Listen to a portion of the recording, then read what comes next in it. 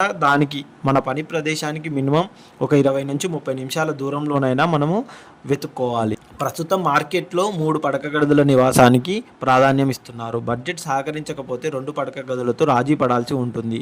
Gated కమ్యూనిటీలలో 2.5 పడక గదులు ప్లాట్లు ఉంటున్నాయి. చేతిలో సొమ్ము ఉంటే సిద్ధంగా ఉన్న నివాసాలను ఎంపిక చేసుకోవచ్చు. ప్రాజెక్టు పురోగతి ఆధారంగా డబ్బు సర్దుబాటు అవుతుంది. అనుకునేవారు నిర్మాణంలో ఉన్న ఇళ్లను కొనుగోలు చేయవచ్చు. నిర్మాణంలో ఉన్న కొత్తగా మొదలుపెట్టిన వాటిలో కొంటుంటే బిల్డర్లు గత చరిత్ర చూడటం విస్మరించవద్దు. గతంలో చేపట్టిన ప్రాజెక్టులు గడువులోపు పూర్తి చేశారా, నాణ్యంగా నిర్మించారా అనే విషయాలు గమనించాలి.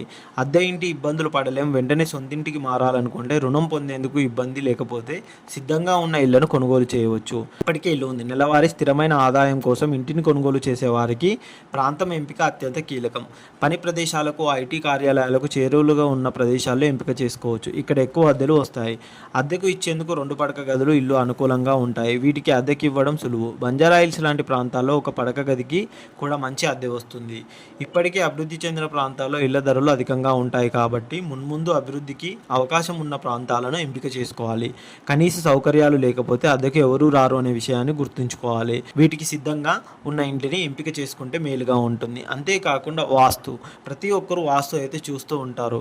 ఆ విధంగా ఈస్ట్ ఫేసింగా, వెస్ట్ ఫేసింగా, బాత్రూమ్ ఎక్కడ వస్తుంది, బెడ్రూమ్